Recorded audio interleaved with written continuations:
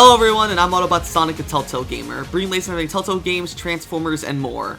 So, it's only taken me, I'm only about almost 3 years late to this, but here we are finally at the Season 1 finale of Transformers Cyberverse, Episode 18, Eruption, and after having finished Season 1, I gotta say that overall, I'm really, excited, I'm really glad I decided to go back into Cyberverse, because these last few episodes have been pretty good. I definitely don't think that they're the best episodes of this whole season, per se.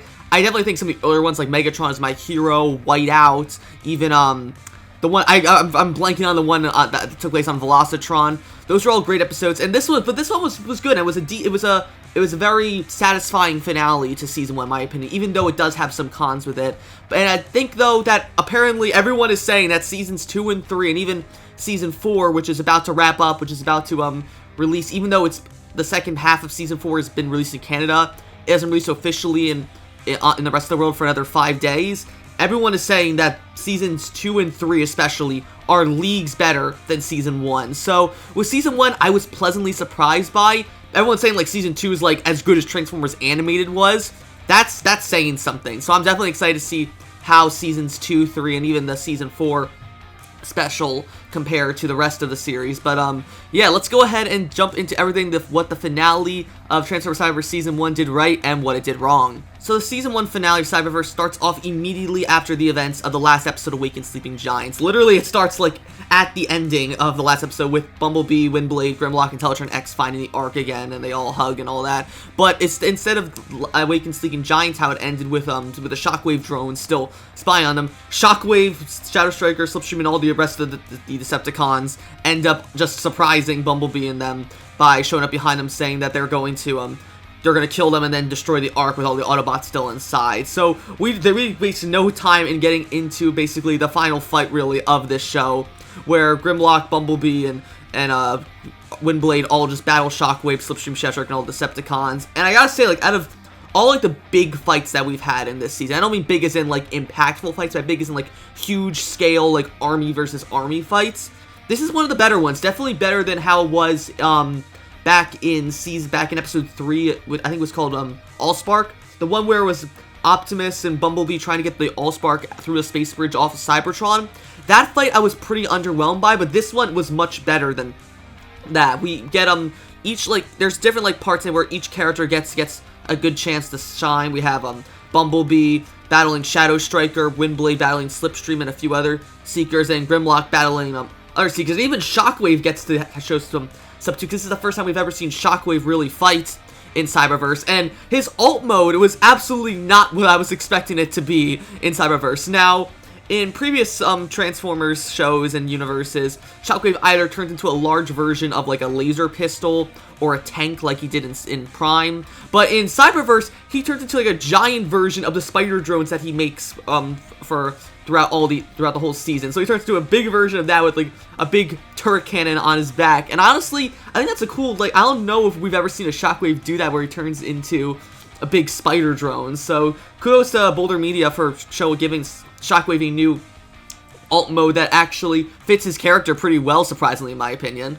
So it's during this big brawl between all the Autobots versus all the Decepticons that eventually Bumblebee ends up saving Windblade from, I believe it's Slipstream, and so during that, Windblade tells Bumblebee to stop worrying about her and Grimlock and to help Teletran X get into the Ark to wake up all the Autobots. So Bumblebee and Teletran X head back into the Ark to try and find where all the Autobots are being held in storage, while Windblade and Grimlock try to hold back Shockwave, Slipstream, and all the other Decepticons, but Shockwave orders Shadow Striker to chase after Bumblebee and Teletran X into the Ark. And as Bumblebee and Teletran X make it their way through the Ark, they eventually come into the big storage area where all the Autobots, including Optimus, are being blocked in stasis. And it's when reviewing Teletran 1 that Teletran X finds out that Teletran 1 has been destroyed and that he'll need to transfer himself into the Ark's mainframe in order to wake up all the Autobots. So as he's in the process of doing that, though, Shadow Striker finally catches up to the two of them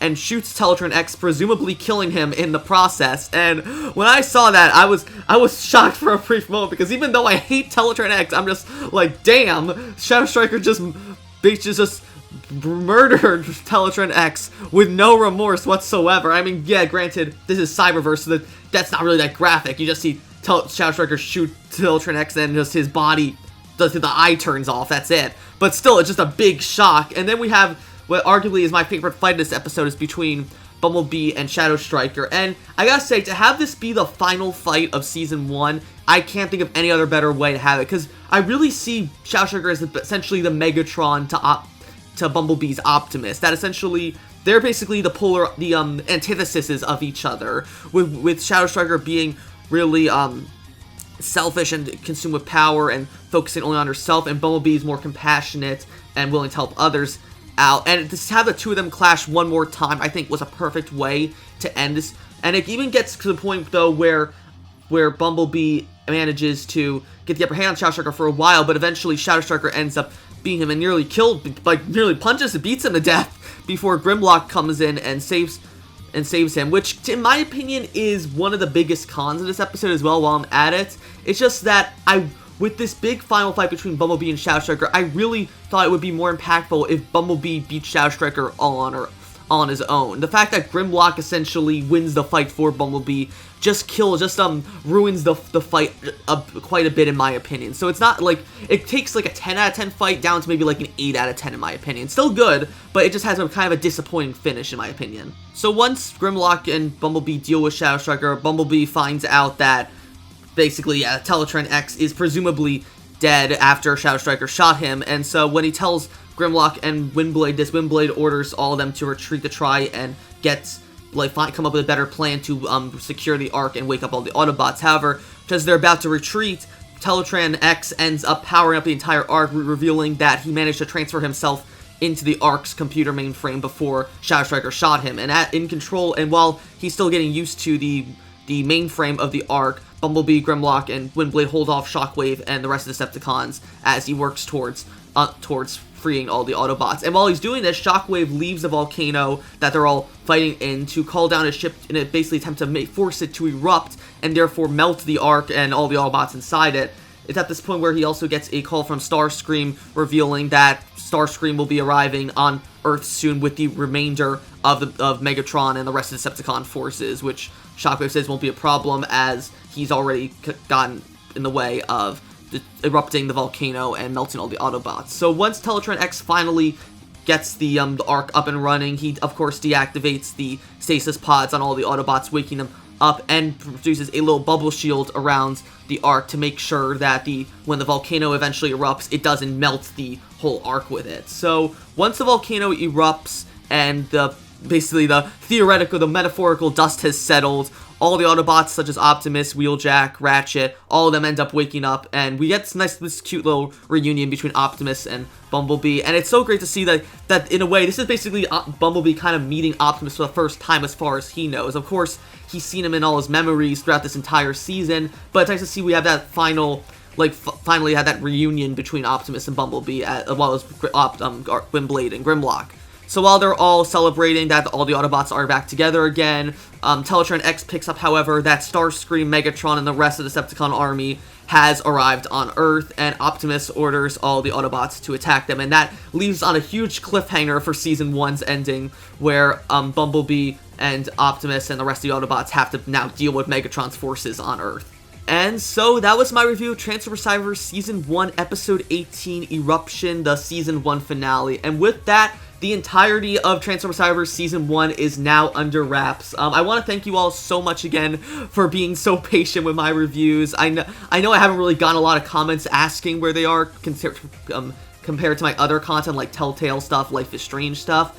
But for any of you who were wondering where my Transformers content was and you're still around, thank you so much for sticking with me, especially, again, to Mr. Jeremy Levy, who I know you said in the past that you loved my Cyberverse reviews, and this is not the end of them. I will be doing, of course, Seasons 2 and 3, and also I'll be trying something different with reviews and basically doing a different format with them, and what I mean by this, you'll see at, later on down the line. So, yeah, with this episode, I have to give Episode 8, Eruption, probably a 9 out of 10 or an 8.5 out of 10. Definitely a good finale to Transformers Cyberverse Season 1 after a sort of weak and but also very strong beginning, a weak middle, and a sort of in-between ending half, it definitely saves the rest of Season 1 in my opinion. And if I had to rate the entirety of Season 1 of Cyberverse as a whole, I would probably give it either a 7.5 or an 8 out of 10 in regard to the whole season. We've had some really good episodes like Megatron's My Hero, Whiteout, in a way, McAdams 2 was a great episode, but then we've also had really bad episodes too, like Teletran X, Siloed, and then just a few episodes in between, like we had with Awaken Sleeping Giants, King of the Dinosaurs, some of the earlier episodes like Fracture and Memory. But overall, it was an interesting season, and definitely as something that's brand new, not like a Transformer show that's trying to be its own thing and not so tied to other shows like Animated or Prime or the original G1 or Beast Wars trilogy. I'm definitely really excited to see where we go with Season 2, and even Seasons 3 and 4. So yeah, that's going to be it. Finally, we have wrapped up my reviews of Transformers Cyberverse Season 1 only almost 3 years later. So thank you all so much for being so patient with me, and don't be, we won't be waiting too long though for Season 2, as soon I'll be back with the first episode of Transformers Cyberverse Season 2, which is subtitled Power of the Spark, with episode 1 of Season 2 called Sea of Tranquility. If you like this review and can't wait for me to do Season 2 Power of the Spark, be sure to like, comment, and of course subscribe, and I will see you guys later. Take it away, Bumblebee. Bumblebee out.